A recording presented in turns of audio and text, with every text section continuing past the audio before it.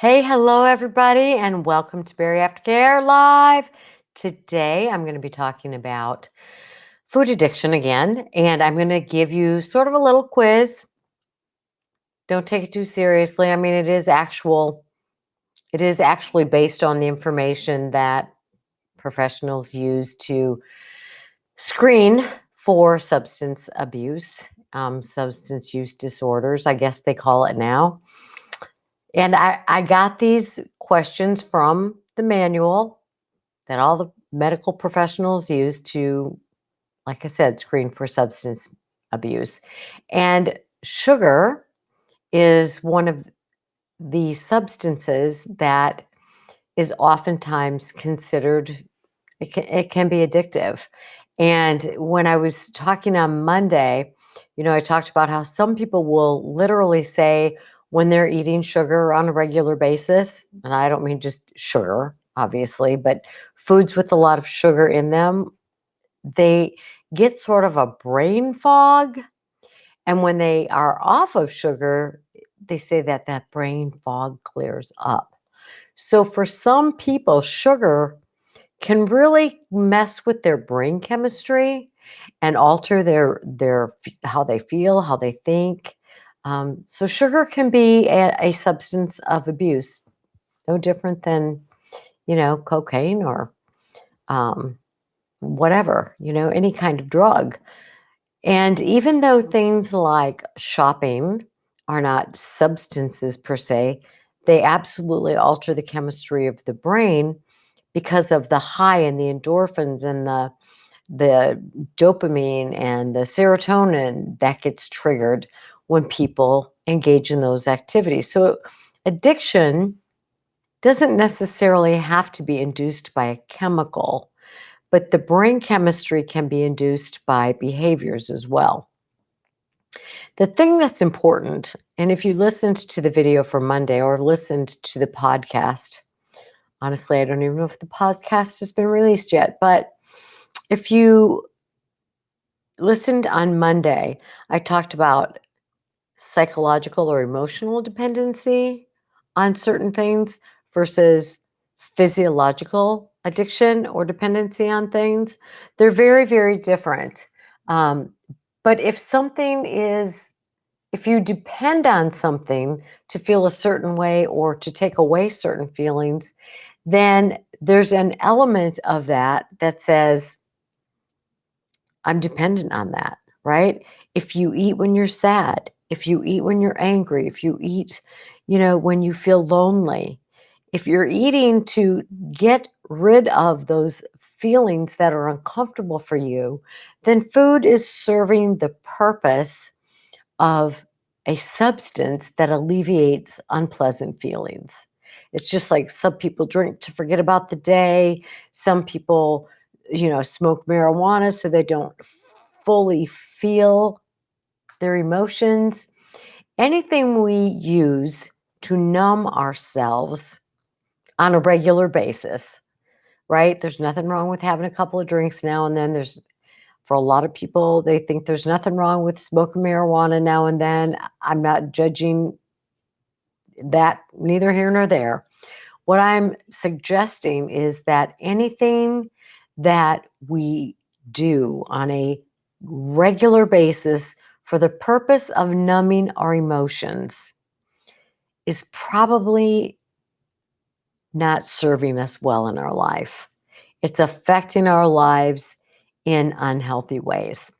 So, if the use of food for some people is absolutely to kind of, quiet some unpleasant emotions, and if that is causing unhealthy weight, that's causing blood pressure and diabetes and all those other things, that's a problem, right? So, like I suggested on Monday, don't get too hung up on, is it an addiction? Ask yourself, is this causing a problem in my life? Is this causing a problem in my life? Anything that's causing a problem in your life is kind of a problem, right? And so, therefore, you want to do something so you can eliminate the problems.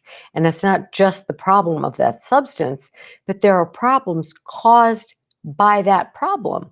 For example, if Sweets are the problem that's leading to your weight, or processed carbs, or the salty, oily, like the chips. If you eat a lot of those things and it's causing your weight to be at the point where it's impacting your health, or your family members are coming to you and saying, I'm really concerned about your weight. I don't want to lose you. Same with alcohol or gambling or shopping. It's like your spending is affecting our relationship. That's a problem, right? My mother spent hours and hours and hours a day reading a book. There's nothing wrong with reading a book, except when you're neglecting your children because you're reading books. That was her escape. It was an emotional dependency on take me away from the real world. Nothing wrong with that. That'd be like saying taking a nice hot bath is, oh, that's a problem.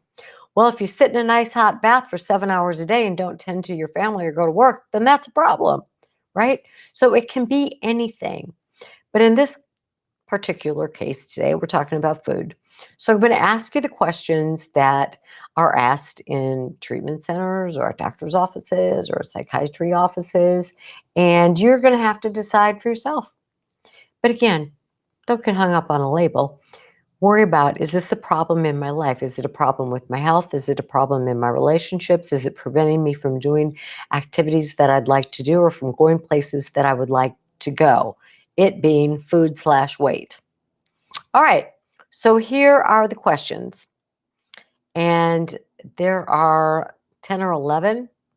But the first one is taking the substance in larger amounts or for longer than you intended.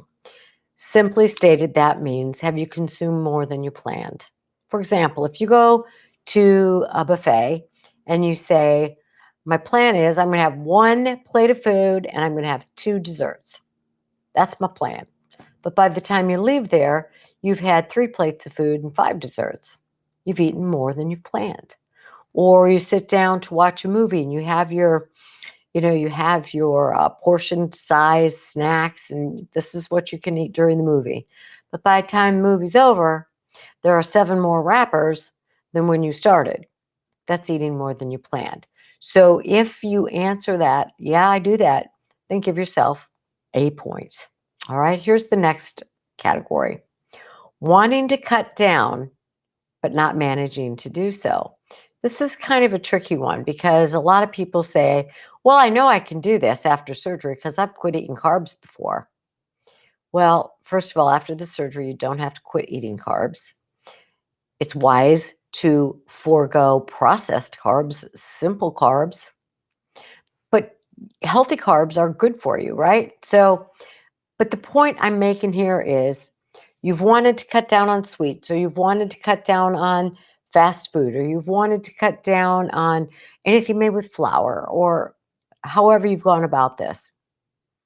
You want to, but you don't manage to be able to do so, right? And so I know that a lot of people say, well, I could do that. I've done it for 3 months. That's 3 months. You haven't done so. You haven't eliminated that from your life. Being able to do something for 3 months doesn't prove anything really. It means for a short time you can let it go. But can you get rid of adding sugar completely? Or can you get rid of, if sugar is causing you brain fog, and if you have withdrawals from sugar, like you feel nauseous and you feel sick and you get shaky when you quit eating sugar, maybe you shouldn't eat it, right? And I hate to say that, and it's not my decision to make, and you don't have to do that. But there are a lot of people who have eliminated all processed sugar from their diets. It is possible. There are people who have eliminated all things in the junk food aisle, like cakes and snacks and chips and pretzels, and they just don't do it. And it is possible. I'm not saying you have to, but what I'm saying, if you have said, I'm gonna really cut down on this, or I'm gonna really quit, but you haven't been able to stick to that for very long, then It's been difficult for you to do that. So you get a point in this one, right? The third criteria is spending a lot of time getting, using, or recovering from the substance. This makes more sense when you're talking about drugs or, because sometimes people really have to work hard to find drugs. Not from what I understand, but theoretically, um, they spend a lot of time, trying to find this or trying to find that. With food, have there been times in your life, once or twice, no big deal. But if it occurs on a regular basis where you're like, I've got to have this food right now, and I'll go to 7 stores to find it if I have to. That's spending a lot of time tracking down some kind of food, right? Or if you have a food fast and it lasts for a really long time, or if you have a hangover from food, like you ate so much you're just miserable the whole next day. Now, I don't really see or hear people talk about this particular one very often, but if it fits for you, then give yourself a point. The next one, have you continued to use the substance even when it's caused problems in your life? Now, for most people who end up at the point where they're having weight loss surgery, I'm going to say this one probably gets you a point because your use of food, and not for everybody, but for a lot of people, the use of food has led to excess weight that has led to health comorbidities, relationship struggles, struggles within yourself to participate in things that you want to do. It's similar to the one that we talked about before, but this one's a little more complicated. Have you continued to consume unhealthy foods in spite of knowledge that there's a persistent problem physically? In other words, if your doctor has said to you, you really need to lose 50 pounds, or, you're at high risk for a stroke, or you really need to lose some weight, or this diabetes is going to be really difficult to treat, that sort of thing. If you know there's a problem and you know what's causing the problem and you continue to do the thing that's causing the problem, that's a problem. That's a problem, right? Because it's like, if you smoke one more cigarette, you're going to die. Do you smoke that cigarette or don't you? It's not that different. Hearing if you don't lose some weight, you're going to die. And you want to, but for some whatever reason you can't. And that some whatever reason may be addiction, right? Or maybe you have relationship problems. Like your spouse is like, I'm scared all the time. I'm scared because I watch you walk up the steps and you can barely catch your breath. Or I watch you trying to get to the car and it absolutely terrifies me every time. This is a problem between us. That's a recurrent problem. So if you continue to eat unhealthily, in spite of knowing that it is causing problems in your life, maybe you're no longer able to go to work, maybe, who knows, but you continue to do it, that is truly a problem. And to me, and to a lot of other professionals in the field, not to everybody, but this one criteria signals this is beyond a problem. This is a dependency. This is an addiction, right? When you can't or won't stop, knowing that you've got problems. Do you like my voice today? It's very, very deep. I have a cold. I wake up in the morning, I'm talking like this. It's not that much better by noon here. All right, the next one. So we've done 4 or 5 so far. All right, the next one is needing more of the substance to get the effect you want. Well, it's easy to understand this one in terms of alcohol. So if you just want to have, one drink and just kind of take the edge off, I'll have one drink, I want to take the edge off. But if I want to get tipsy or if I want to get kind of loopy, I'm going to have 3 or 4 drinks and that'll give me the effect I want. So you know how much alcohol it takes for you personally to get whatever effect you want. Now with food, some people have explained it to me in this way. It's like, I used to have one of those little cups of ice cream that, you give to the kids if I was upset, and I would feel better. It just kind of take the edge off. But then it got to where that wasn't quite cutting and I didn't get the emotional relief I was seeking. So I would eat two of them. And then before you knew it, I was eating a pint of ice cream. Gosh, now, I haul out that half gallon and I just don't stop until I feel sick. So that's needing more of the substance to get the desired result. I don't hear that a lot with food, but if it fits, it fits. All right. 7, have you experienced withdrawal? In other words, when you quit using something, do you physically have withdrawal symptoms? It's kind of like a hangover. You have withdrawal symptoms, right? Doesn't mean you're dependent.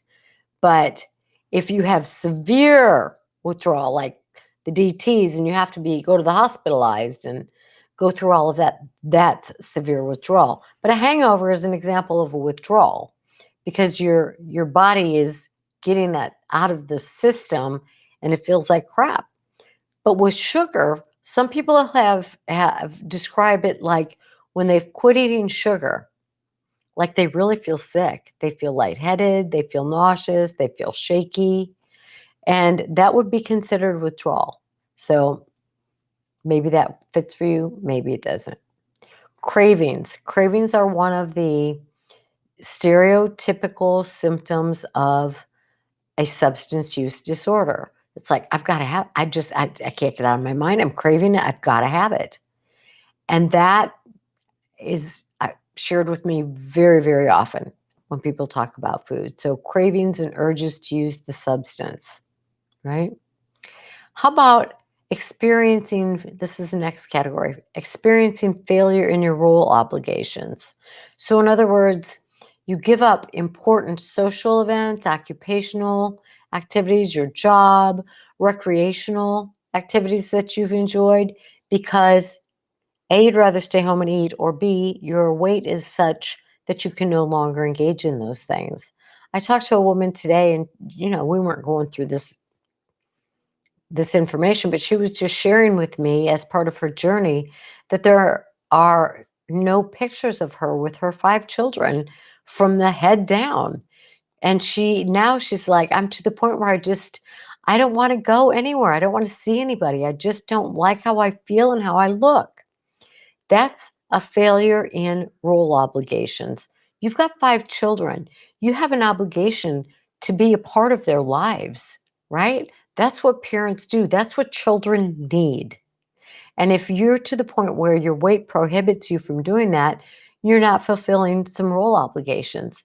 Maybe you can no longer make it into the job, or maybe you're on disability because you no longer have mobility, right? That's a place where your weight and your eating, and again, I know, as do you, that obesity is a very complicated disease. And I'm not saying that all of your weight is because you eat too much. I know that's not true for everybody. But I also know from talking to 6,500 people in the last years that the vast majority do eat unhealthy the majority of the time, right? So I'm not saying just because you overeat is the reason for all these problems. I know there are biological and steroid, medication uses. I know there's all that contributes, and I'm aware of that. But I'm just talking about the aspect of obesity that is within your personal control, which are the things you put into your body and whether or not you exercise. So some of the areas that the components that contribute to obesity you can't control. But if you choose to continue to put unhealthy food in your body and don't exercise, those things fall under personal responsibility. So if you continue to eat in a way that's going to make things worse, it may be because you have a substance use disorder or an addiction. All right. So that was the next one. Have you continued to use or have you used substances in physically hazardous situations? Now, clearly, drunk driving is an example of using a substance in a dangerous situation. What about with food? What if you're really mad at somebody and you tear off down to, you know, the ice cream store? First of all, driving when you're really upset or angry is impaired driving. But if you get, whatever you get at the fast food or wherever you go, and you just shove it into your mouth and you're angry eating and you're angry crying, or if you're eating in an unhealthy way while you drive down the road, that would be using in a hazardous situation. Just an example again, I don't hear of that too terribly often with food, but you need to ask yourself and be honest with yourself about if that's been a problem in your life. All right, and the last one is Con continuing to use I already did this one. Okay, I just repeated it somehow. Continuing to use or eating when you know there's a problem. Okay, so count up the little points you gave yourself. And if you said, yeah, I do this to 2 or 3 of those things, then what the science would say is you qualify as having a mild substance use disorder. If you scored and had 4 or 5 responses, then you have a moderate substance use disorder. Any more than that, it's considered severe. Does it matter what that number is? It doesn't. What matters is if you're eating the part of obesity that you can change, is your eating causing a problem with your weight that's causing problems in your life? Have you been told you need to lose weight? You need to change how you're eating. You need to get more exercise to improve your health. And have you continued to engage in the same behavior? If you can say yes to that, then it's very likely that you have a problem with food, right? Call it an addiction, call it whatever you want. I don't care. You have to do something about it. And if it falls into this category of a substance use problem, chances are you need to do more than just have weight loss surgery, because weight loss surgery doesn't take care of this craving for things, this emotional, even if it's a perceived emotional need. You think you have to have whatever when you're upset. You think you have to have whatever to be happy or to survive, right? Yes, I know that people don't need to drink alcohol to live and they need to eat to live. That is true, and it makes giving certain things up very difficult. But it doesn't fly at all with me, and I'll tell you why. Because there are thousands of foods on the planet that you can't eat. Nobody needs popcorn to live. Nobody needs Little Debbie cakes to live. Nobody needs oatmeal pies to live, right? Nobody needs mashed potatoes or rice to live. There are so many foods out there that you can get more vitamins, more nutrition, more, and live just fine. But people don't want to hear that part when it comes to food. Now, I will grant you, having worked in a lot of areas of addiction over my career, that food addiction and sex addiction are the 2 most difficult addictions to work through and become in a place of recovery, to a place where they're not messing with your head a lot. And that's because they're both biological needs. That makes it difficult. But again, you know, try to be super, super, super rigorously honest with yourself when it comes to this business of you have to eat to live, because a lot of the things that you're eating, you don't need to eat in order to stay alive. And that's really the bottom line. And I'm here to be fair and firm. So I realize that there may be some grieving that goes along with giving up certain of those foods that you really enjoy, right? But if they're causing problems in your life, maybe it's worth it.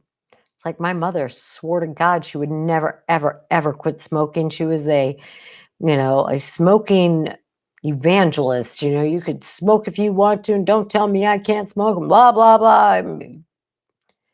Right, you can smoke, mom. You know it's killing you. You know it's killing you. She had COPD, and the day she was literally told, you have one more cigarette, you will die, then she quit. And she didn't live a whole lot longer after that. less than a year. And on her deathbed, she said to me, Connie, if there is anything you can do in this world, please get people to quit smoking. Right? Well, I can't do that.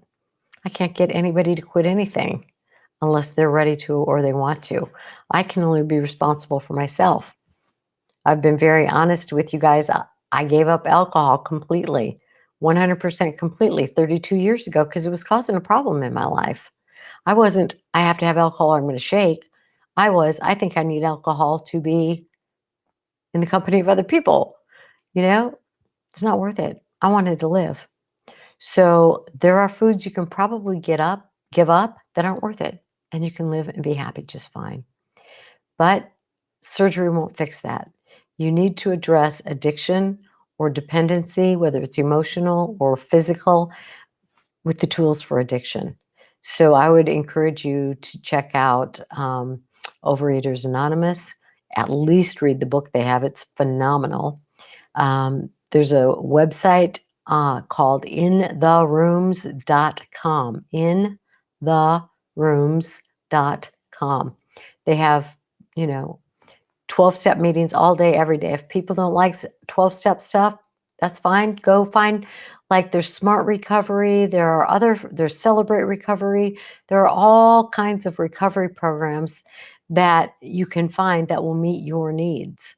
There's an online, on Facebook, there is a bariatric 12-step recovery, and it's for people who have had weight issues and also are struggling with food dependency or any other kind of addictions. Little tidbit here, very few people who have addiction to food are not struggling with some other behavior or substance. All right, I just realized I have a patient waiting, so I've got to run. Make it a great day. If you've got questions about this, feel free to email me, cstapletonphd@gmail.com. And thanks for listening. And feel free to share this with your friends. All right, have a great weekend, guys. It's your health, your responsibility. Take care.